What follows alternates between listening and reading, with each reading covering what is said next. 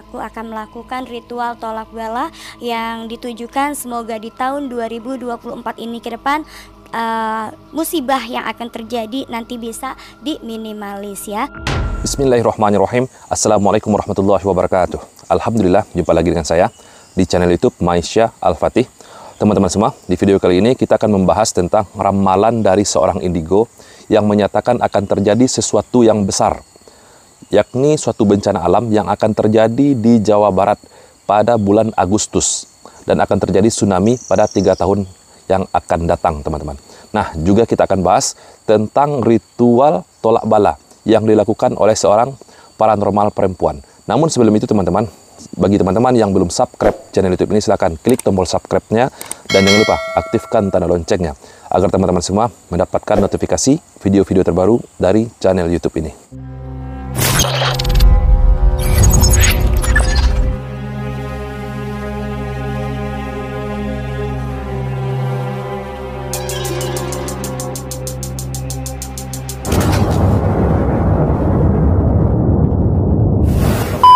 Yang paling mencolok itu adalah elemen tanah, di mana ada 4 gunung merah yang akan erupsi jelas banget.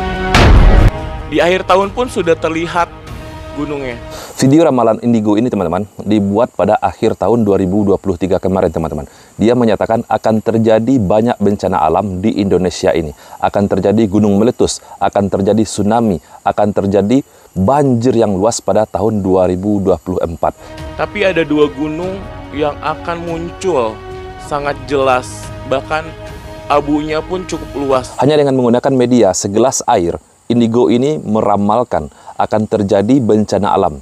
Khususnya akan terjadi 2 gunung yang akan meletus pada tahun 2024 ini. Dia menyebut nama gunungnya, yakni Gunung Semeru dan Gunung Krakatau. Semeru, Krakatau, hati-hati untuk BMKG, pantau terus. Lihat di sini di daerah Jawa Barat akan munculnya gempa terasa di Jawa Barat. Itu sekitar 7 skala Richter.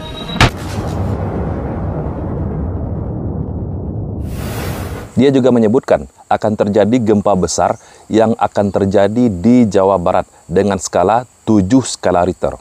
Akan adanya banjir besar masih di Jawa Barat. Masih Jawa Barat, oke. Jakarta, daerah Jakarta Barat. Dia juga melihat akan terjadi banjir besar di Jawa Barat, tepatnya di Jakarta Barat. Di mana ombak sekitar bulan 8 itu besar. Semoga nggak terjadi tsunami, tapi tsunami itu jangka waktu 3 tahun ke depan. Jelas banget bakal ada terjadi tsunami. Pada tahun 2024 ini, teman-teman, dia juga menyebutkan pada bulan 8, yakni bulan Agustus, akan terjadi ombak yang sangat besar. Dia juga melihat tsunami akan terjadi di Indonesia ini, yakni sekitar 3 tahun yang akan datang. Nabi kita Nabi Muhammad SAW pernah bersabda, "Man ata arafan, au sahiran, au kahinan, yu'minu bima yakul, faqad kafara bima unzala ala Muhammad." Barang siapa yang mendatangi dan percaya kepada arafan. Arafan adalah orang-orang yang dianggap pintar, orang-orang yang sok tahu, yang mengaku mengetahui perkara-perkara gaib, yang mengaku mengetahui apa yang akan terjadi pada masa yang akan datang. Au sahiran, atau tukang sihir. Au kahinan, atau dukun. Yu'minu bima yakul, faqad kafara bima unzala ala Muhammad. Maka telah kafir terhadap apa yang telah diturunkan kepada Nabi kita Nabi Muhammad. Apa yang diturunkan oleh Allah kepada Nabi kita Nabi Muhammad, yakni Islam. Maka sudah bisa dikatakan orang yang mendatangi arafan, sahiran, kahinan, dan mereka percaya, maka mereka sudah kafir terhadap apa yang diturunkan oleh Allah kepada Nabi kita Nabi Muhammad SAW.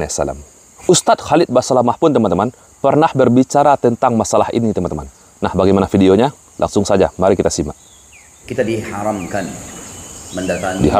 dengan cara bertanya kepada dukun, peramal, penyamun, penyihir, siapapun dia, laki-laki dan perempuan, berkedok apapun dia, beralasan agama apapun dia, walaupun muslim, tetap hukumnya haram. Haram hukumnya, sahabatku semua. Mendatangi dukun, peramal, ataupun orang-orang yang mengaku sebagai orang pintar tadi, berkedok apapun mereka, walaupun mereka seandainya mengaku seorang kiai, seorang ustadz, haram hukumnya mendatangi dan bertanya dan percaya kepada mereka, teman-teman. Oke, kita lanjutkan lagi. Boleh sama sekali kita datang kepada mereka. Kenapa? Karena seluruh Tidak boleh, ya? seluruh ahli nujum pasti berinteraksi dengan jin, dan berinteraksi sama jin apalagi minta tolong sama mereka hukumnya haram, tidak dibolehkan. Mereka selalu berusaha mencuri saja informasi dari langit.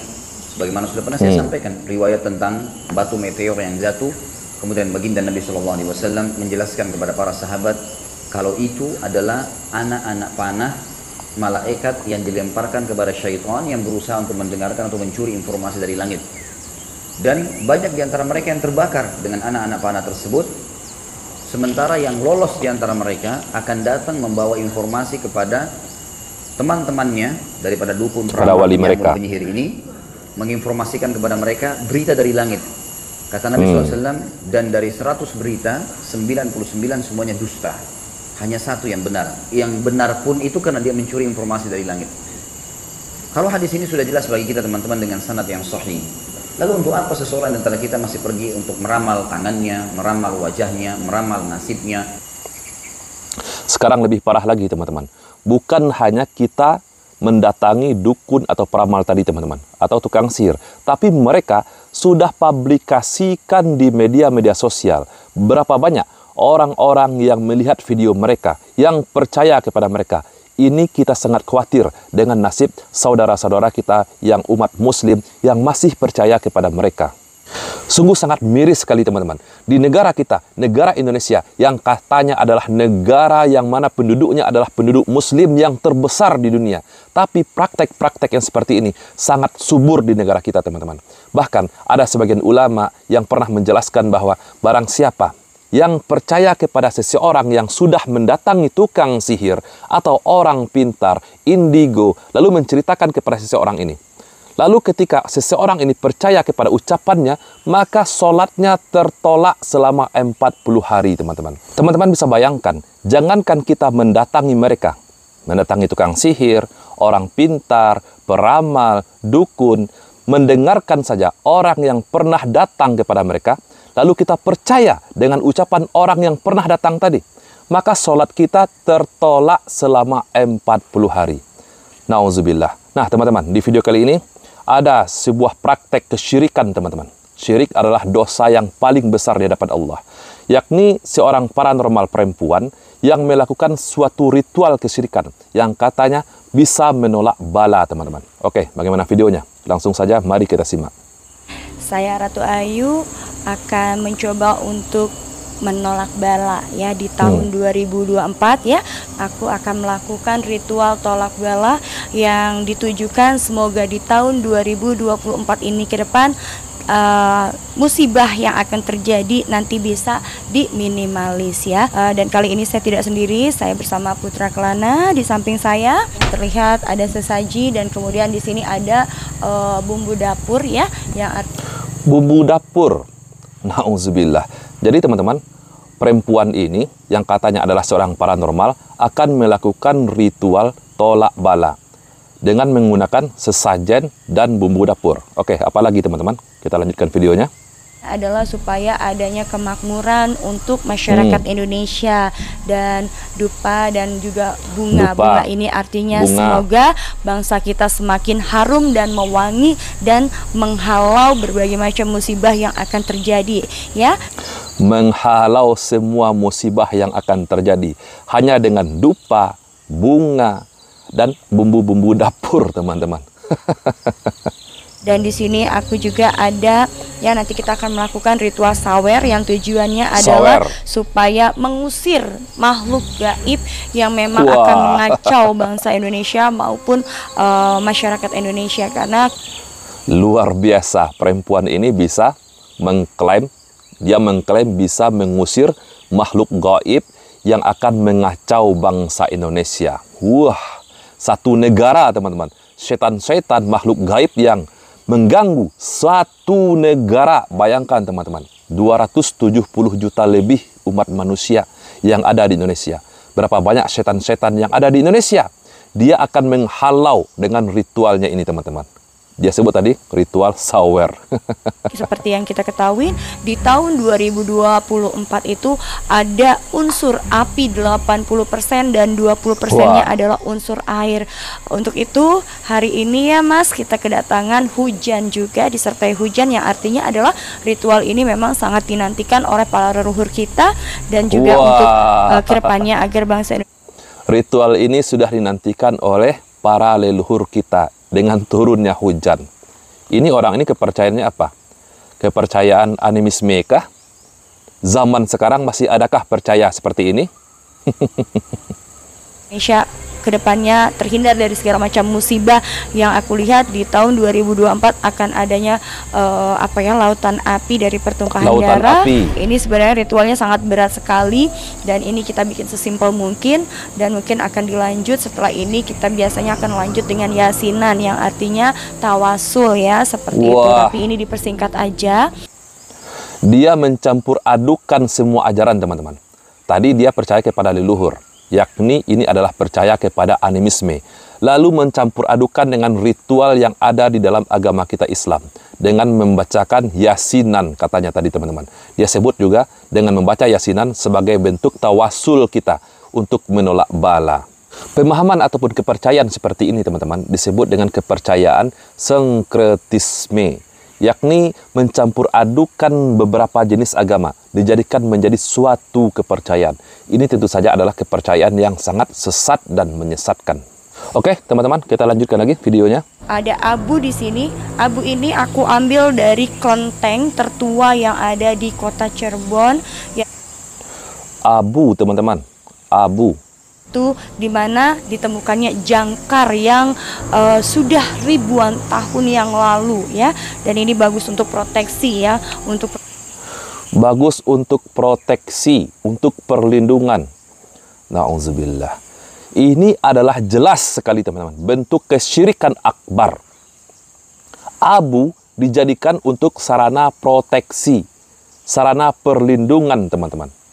Na'udzubillah. Dan di sini ada dari abunya kelenteng welas asih dari Dewi Kuan Yin, di mana dia akan memberikan welas asihnya kepada semua masyarakat Indonesia, dan artinya adalah supaya orang yang berniat jahat yang ingin memecah belah negara kita itu akan berwelas asih dan pada akhirnya mereka menggagalkan rencana jahatnya menjadi kebaikan untuk kita semua serta kemakmuran untuk bangsa ini.